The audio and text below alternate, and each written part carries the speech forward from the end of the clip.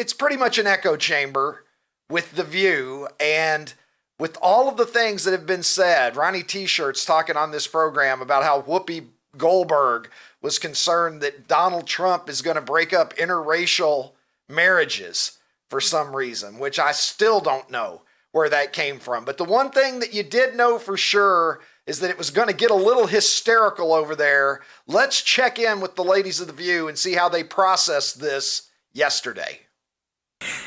Aside from buck naked dancing on the top of the table, I don't know what else she could have done. I don't think she could have done more. I think she left it all out on the field. I think she raised $1 billion in 3 months. I think that she ran a flawless campaign, and I maintain that. I think now it's the time for us to work. Sonny Hostin saying that she ran a flawless campaign. Couldn't even find a fault with it. Whoopi Goldberg saying that short of dancing buck naked on the table, what could she do? I believe that's what she did for Willie Brown. Didn't work with the American people. Did she do that with Montel? Look, I'm just glad that we don't have a president that's blown Montel Williams. I'm just proud of that at this point. A flawless campaign. It was perfect. She couldn't have done anything better when she went on The View and said there's nothing about Joe Biden's policies. There's nothing about the last 3.5+ years that I would change. That was a flawless answer.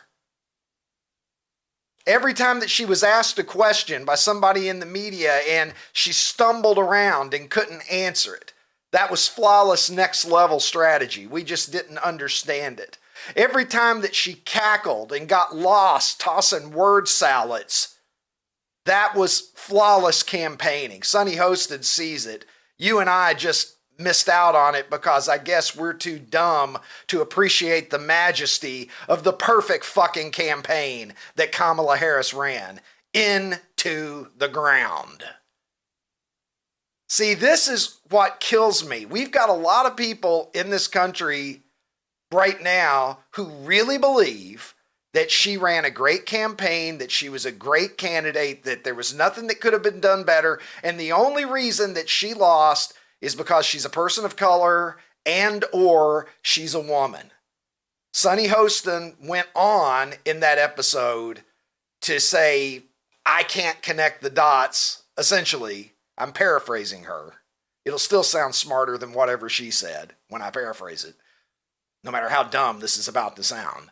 But she said, there's no other reason that I can imagine that somebody wouldn't vote for Kamala Harris. It must be something about her identity. No? Well, maybe yes. Maybe it is something about her identity, and it's the part of her identity, not that's a woman, not that's a person of color, but that she's vapid, uninformed, unable to appear authentic, and over her head, out of her depth, drowning every time she was asked the tough question. And it never got better. It actually got worse. The closer we got to election day, the worse she performed. As the stakes got higher, she shrank. And she wasn't very big to begin with. I would say Kamala Harris was the worst general election candidate nominated by the Democrats or the Republicans, the only two parties that matter, whether you like it or not. She was the worst presidential general election nominee of my lifetime as a candidate.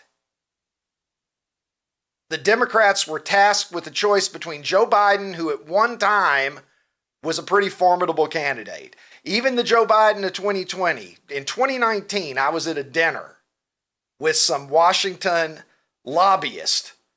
Believe it or not, they brought me in to be their evening's entertainment. This was in Columbus, Ohio at Muirfield Village, Jack Nicklaus's golf club. And we were having dinner, and there was someone there. They were going around. This is summer of 2019, and they were taking our predictions. Well, they were taking each other's predictions of who was going to win the Democratic primary and who was going to be the next president. And as we went around the table, 7 or 8 people spoke. There was a lot of talk of Kamala Harris at that time because there were high hopes for her within the party. This is before her primary candidacy flamed out because she was a terrible candidate And she reaffirmed what a terrible candidate she was during this election that we just got through. But it gets to me, and they look at me, who's there reading some tweets and shaking hands. And I mean, let's face it, apparently they couldn't afford a good guest. So they had me. I was within their budget. So they flew me into Columbus, Ohio. But they get to me and they ask me. And I was the first person at the table. I said, I think Biden's going to win the primary, and I think Biden's going to win the general. And they chuckled and they laughed. And guess who was right? Biden won the nominee, and he went out and he beat Donald Trump. And, you know, we can get into all of, well, 81 million votes and whatever, but that was the outcome. Biden was formidable, at least at that time, because he was experienced. He was comparatively at himself compared to where he is now. And he was perceived, I think, by a lot of middle America and moderates and independents as somebody that wasn't going to go off the rails. We can count on this guy. He's not going to be mega super liberal. We found out differently once the administration went into practice. Did some extremely not moderate, not common sense, not middle of the road, unifying. Remember, he was going to unify us. Kindly, elderly Joe Biden was going to say, hey, everybody, it's going to be okay. We're going to get this car back on the tracks from all of the strife and the acrimony and everything that happened on January 6th and before that and all of the impeachments and all of the rush of this and that. And it appealed to a lot of moderates such as myself. And he got my vote. Kamala simply was never in the ball game to begin with at a level that the Democrats needed. Biden was once formidable. So you had the guy who's deteriorating, and then you had the person who was never there. A has-been and a never was is what the Biden-Harris administration was. The Democrats decided after Joe's horrible debate performance that he had to go. And so they traded in the has-been for the never was, and the never was performed worse than the has-been. And the sad truth of it is Biden probably would have actually performed a little better than her in the election. He probably actually would have. And I think that he has advancing dementia. So there is a fine testimony to what a flawlessly perfect campaign Kamala Harris ran. You did worse than a guy that doesn't know where the fuck he is half the time. There's your flawless campaign. Pollsters are also catching a lot of shit right now because the polls didn't work out the way that they said that they would, and disappointed people who had their hopes up because of poll results are pissed off. And they're directing some of that anger at the pollsters. And Seltzer is catching a lot of it because her polling company had Harris up in Iowa just a few days before the election. And that gave pretty much everybody on the left a boner because they thought, oh my gosh, even if this isn't accurate, even if she's not going to win, if she's ahead, and I think they had her up like 3 points in Iowa. And so you're looking for these indications. Well, oh my gosh, if she's overperforming that much in Iowa, even if he beats her there, that has to be a good omen for how she's going to perform in various other states around the country, particularly the swing states. Didn't work out that way. He ran off and left her in Iowa. There was a 17-point discrepancy between what actually happened that has left Ann Seltzer looking for answers, and a lot of the people who place their faith in the polls that they see looking for answers as well. Jon Stewart had some words about this. Let's take a look at Jon Stewart's message to the pollsters who had Harris in a much better position than things actually turned out for her. I do want to very quickly send a quick message to all the pollsters, the election pollsters. Blow me. I don't ever want to from you again, ever. I don't ever want to hear, we've corrected for the overcorrection of the voters. You don't know shit about shit. Well, look, it's hard to argue with that. The pollsters have been flummoxed for a few election cycles now, and it's just hard for them, apparently. They've had 3 chances now to try to get a handle on Donald Trump's support and his voters, and they haven't been able to do it. This is the 3rd fucking try that they had to try to figure out what was going on with the kind of support that Donald Trump would get on election day. And for the 3rd straight time, they underestimated that support.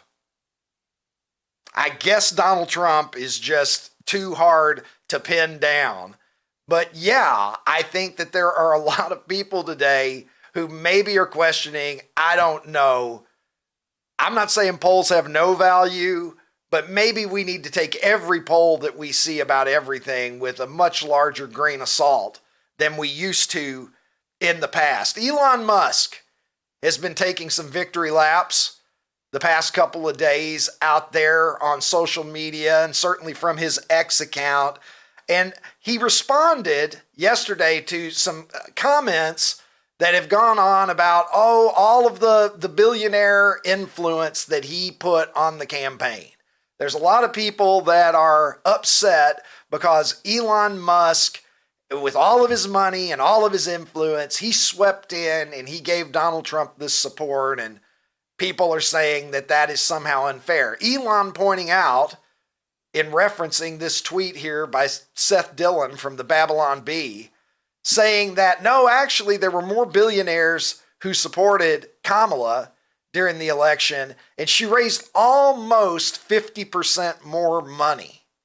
So if you're offended by the mega wealthy and the influence that they have disproportionate to the average citizen on an election, don't look in the direction of Elon Musk and Donald Trump only. Look at the big picture, and you'll see that Kamala Harris had more billionaires behind her and she generated more money during this election cycle. Trump won anyway. Elon Musk is a very rich guy, and he put a lot of resources into trying to help elect Donald Trump. That is true. But no, it wasn't a situation where this was purchased by Elon Musk for Donald Trump in any way.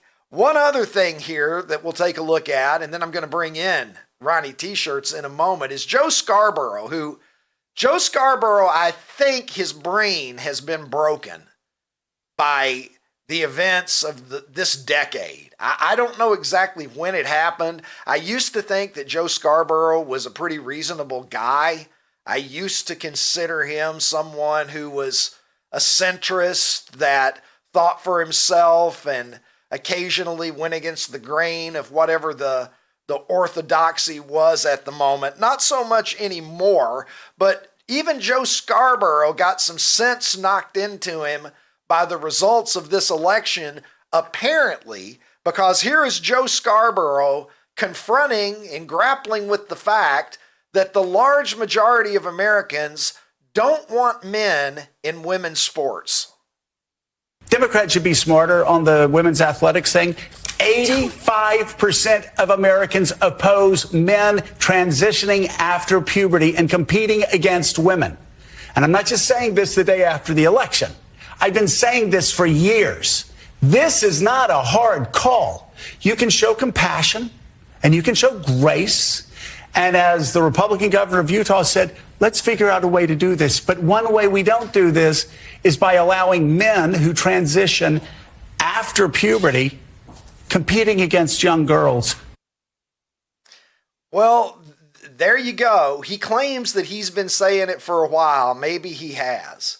But it is certainly something that the left is going to have to deal with. I don't know about the look on Mika's face there. Joe might be sleeping on the couch tonight after saying that on television.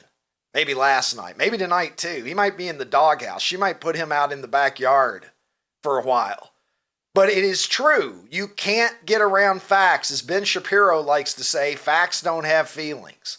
85% of the public says we don't want biological males competing with biological females. And the Democrats not only went against that, but they defiantly have dug in against that. They've built a trench that they live in that any suggestion otherwise makes you a bad fucking person. How are you going to win an election when you're telling 85% of the country that they're bad people? Yeah, you got the votes of a lot of those people because clearly this wasn't an 85-15 election. But those are people within your own party. You lost some of them too. You lost some of them, and you lost enough of them that it very well could have been an instrumental issue in flipping this election.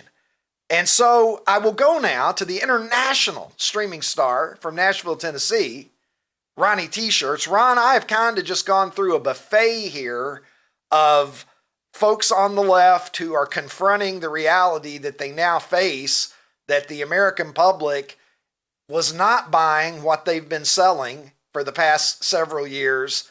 And now on a dime, they have to confront that fact.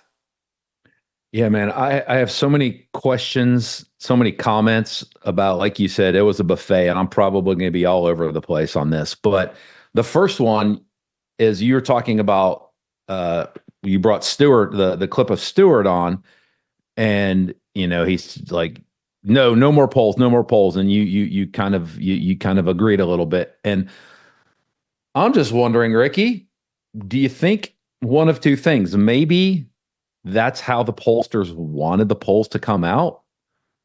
Or are the legacy media companies just handpicking the polls that they want to show?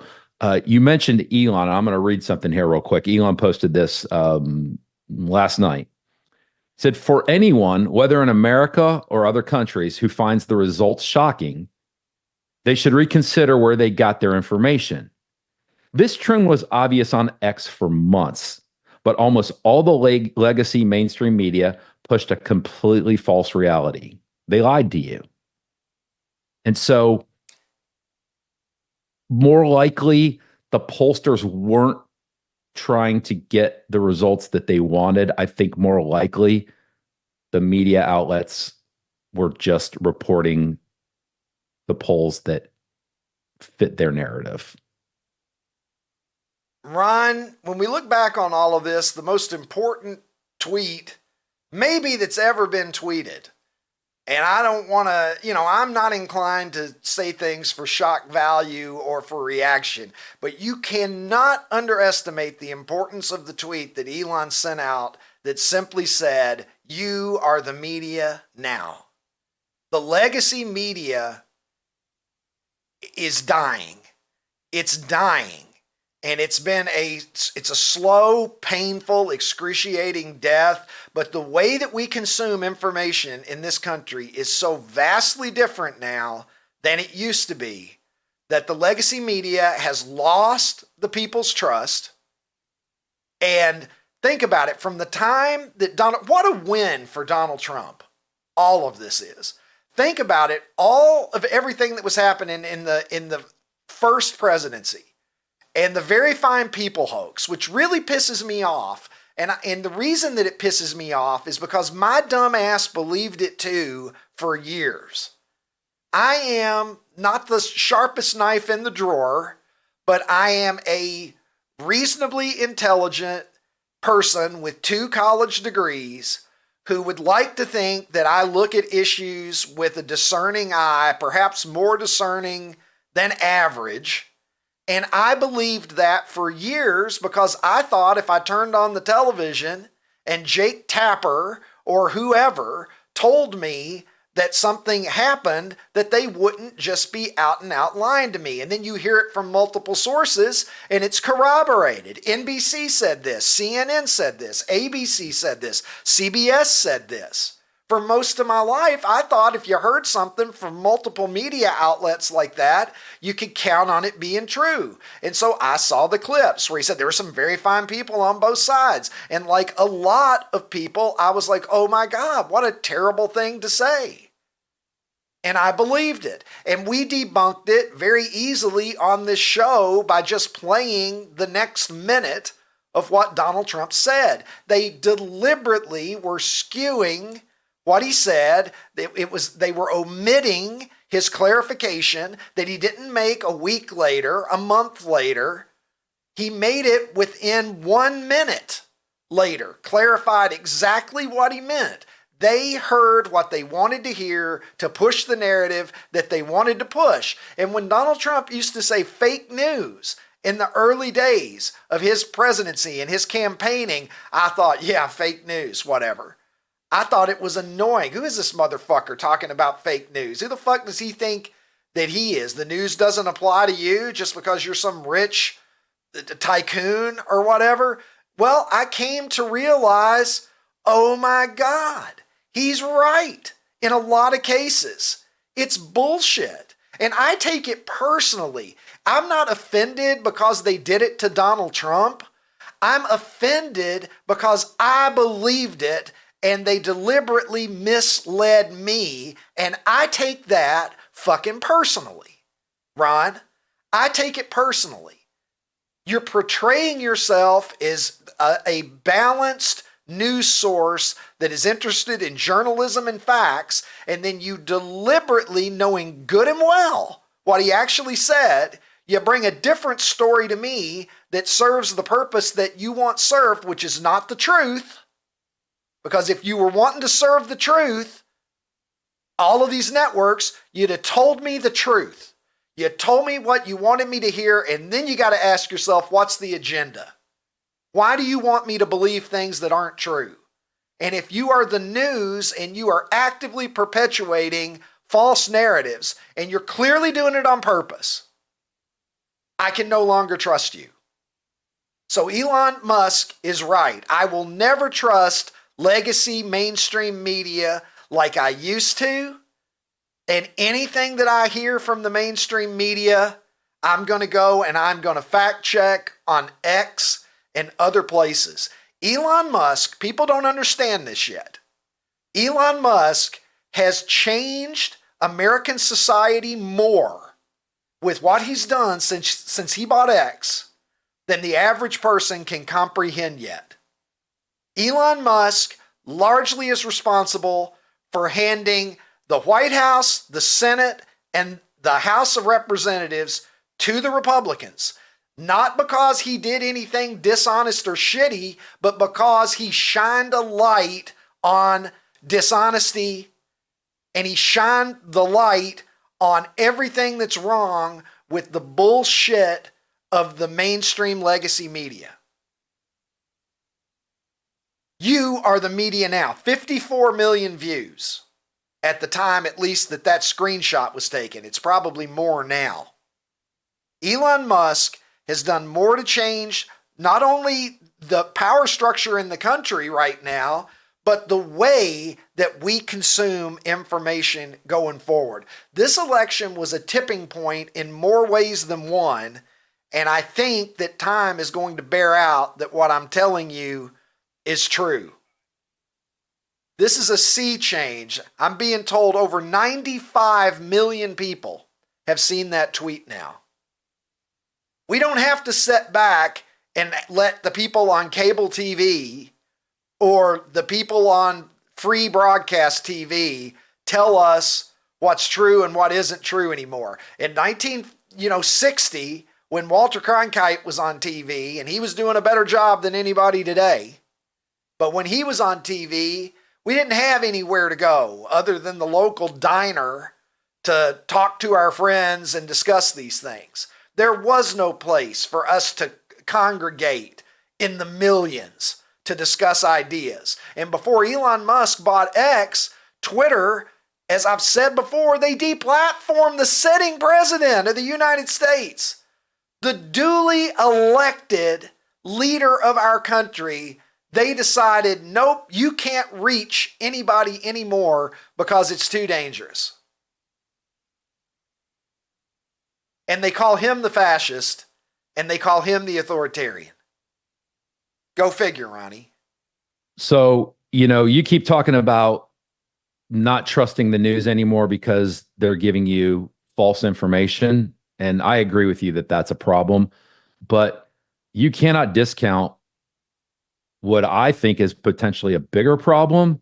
And Ricky, that's the omission of news, just not reporting things that are happening. Like that to me might be a bigger deal, because if you tell me something and it makes me go, that doesn't sound right, I can maybe go out there and investigate, find some other sources, and find out that in fact, there's a whole clip of Donald Trump and he does say fine people, but 47 seconds later, he actually clarifies it. So I at least have the opportunity when something smells fishy to me to try to figure out, you know what, this might not be true. But if you just flat out omit information that is pertinent and important to me or the American public, dude, that's a way bigger problem. We see it all the time because they have a narrative that they want to push, because they're clearly trying to get us to think a certain way. Because why else would you lie? If they were in the business of telling the truth, they would have shown. Do you think that if the same comment had been made by Barack Obama or Joe Biden or any Democratic prominent person, president, whatever, if they had said there were very fine people on both sides and then they clarified their point a minute later, do you think that this would have gotten out there and spread like wildfire? Well, of course for years not. Afterwards that this is true? Of course they would have gone out of their way to clarify it. They would have played the cleanup that Trump said like a minute later, clarifying what he said. They would play it over and over again until you knew it by heart if they needed to do it to clarify the truth for somebody that they supported. But I Ricky, absolutely believe that. But think about this whole omission thing that I'm talking about, and this has been discussed ad nauseum. The whole Hunter Biden laptop situation, many believe would have swayed the election in Trump's favor had the American public known about that. But all these media outlets were 100% suppressing that information. The only place that you could even find it was, I think, basically conservative Twitter at the time, and they were trying to suppress that there. So omission, and Ricky, they were trying to suppress it. Yes. Omission is huge. Yeah, it's a huge problem. Lies of omission are can be just as big of a problem or a bigger problem. And there are certain news stories we all know. Like if you see the story, all the stories that you have heard for the most part about illegal immigrants raping, killing, committing crimes, and whatever, you have picked it up on X. And other places because it hasn't been covered. This election, Donald Trump would not have won this election without X.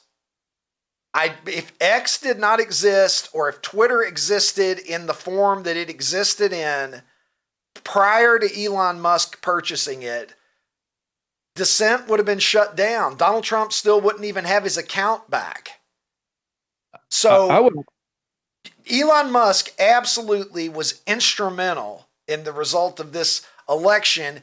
And that's a big deal, but it's also a big deal because the way that things are going forward, we talk about interplanetary travel and the going to Mars stuff and whatever, the much more practical, immediate implication of what Elon Musk has done, besides the fact that we have a different president that's going to be coming into office in January, is I think he has fundamentally changed our relationship with information in this country.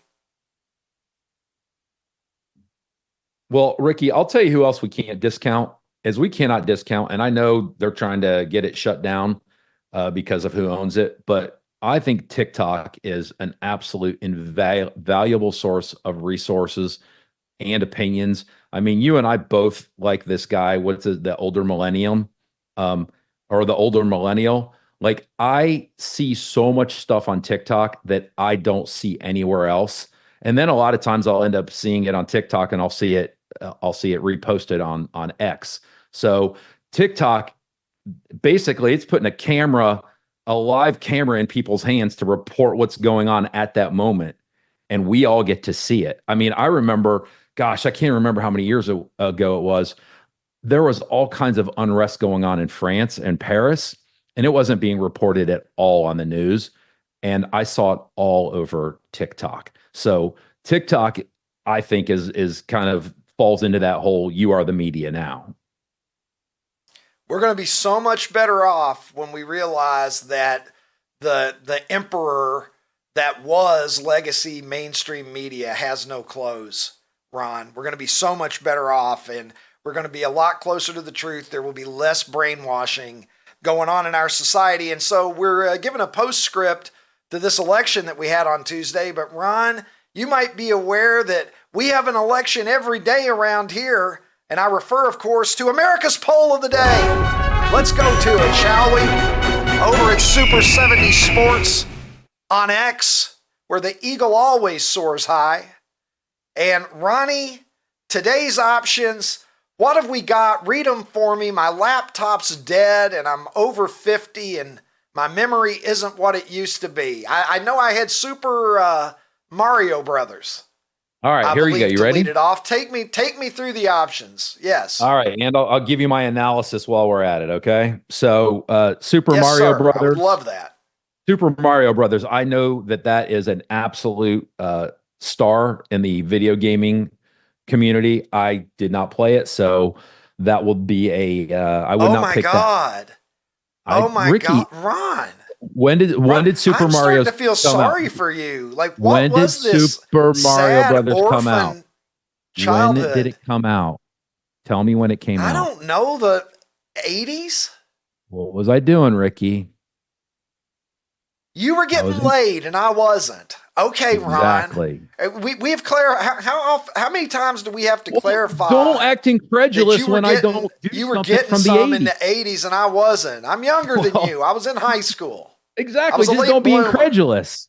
Don't be incredulous when I didn't partake in, like sad, undateable guy behavior. It's not a binary choice. You could have gotten some pussy and played Super Mario Brothers. You didn't have to pick a lane. All right. Next was vinyl records. And a lot of people I know absolutely adore the sound of vinyl records to anything else.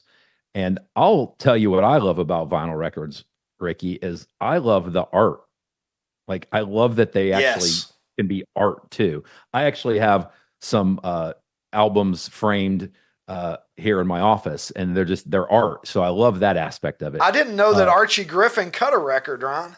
Well, you see, I wasn't going to say it, but since you did, they are Ohio State Marching Band vinyl records, and so I have those in frames. So I wasn't going to mention it, but you forced me to. Those are some real bangers. I like their late period stuff. The Ohio State marching band.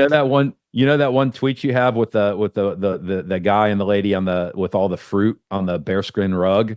They're listening to that. Oh yeah, they're listening to the Ohio State Marching Band album. You're goddamn right. I'll tell you what. When it's time for the panties to drop, you want to throw on the Ohio State Marching Band. In my experience, either that or Barry White. It's always a toss up. Marvin Gaye. I love records. It's a multi-sensory experience, Ron. You get the satisfaction of holding the lyrics, looking at you can read the lyrics oftentimes. Sometimes they had little surprises in there. There might have been a little poster or something. They'd fold out the Sgt. Pepper's Lonely Hearts Club Band. You'd fold it out and they had the lyrics and more pictures of the band. Yeah, I love vinyl records, but I'm just not willing to spend money at this point in my life to buy things that I already can listen to streaming. I agree. And so your third choice is Ryan Sandberg of the Cubs. And then your last choice, and I just feel like you wanted this one to be a terrible one, Olive Garden. Like, Olive Garden is like a last resort restaurant. Like, you're in a place, like you're taking your kid to a soccer tournament, and there's literally no other restaurants but Olive Garden, so you begrudgingly go to the Olive Garden. That is so funny, man. But when you're there, you're family, Ron. That is true. Now, I will say, I do like their salad and breadsticks. Their meals are a step up from a frozen Italian dinner that you might get for yourself. So I just think it's pretty good. I don't know. Maybe think I just have low standards because I consume a lot of frozen pizzas and stuff. So we've discussed this. You have absolutely terrible restaurant standards. So I picked Vinyl Records. It's a last resort. Olive Garden. Last resort. What else are you gonna do, motherfucker? All right, I picked Vinyl Producer Records. Tim. What'd you pick? He's gonna make. Oh no, Producer Tim. I'm gonna pick. I don't know. I'm gonna pick Vinyl Records too, dude. Yeah, look at Olive Garden. With respect to Ryan Sandberg. All right, you ready, Ricky? Super Mario Brothers. Super Mario. 38.1. Yeah. Vinyl Records, 33.8. Ryan Sandberg, 18.6. And as I predicted, Olive Garden, 9.5. All right, Olive Garden. It's in that select group that's under 10%. One of these days, one of these weeks, Ron, I think we're going to do a reverse week. We could even consider it next week where we just do what's the worst and we do 4 bad things every day for a week. That actually would be fun. That would be fun. Yeah, we'll flip it. We'll do an opposite week. I don't know if it'll be next week, but we'll do that. Super Mario Brothers came out in 1985. Yeah. Ron, I was a sophomore in college. You were purple rain was falling and doves were crying. And I was somewhere eating a fucking Pop-Tart and popping my zits and playing Super Mario Brothers. A sleeve of Keeblers. All right, well, yeah, a sleeve of Keeblers and a brick of Cracker Barrel cheddar cheese. Just watching biting it, all the not TV cutting shows it, just biting that I it, later peeling the wrapper back and just taking a bite out of that cheese. Yeah, just eating it like it's a fucking Snickers, Ron. Hey, OutKick fans on YouTube, if you enjoyed this episode, hit the subscribe button and make your way over to OutKick.com where you can watch the full episode.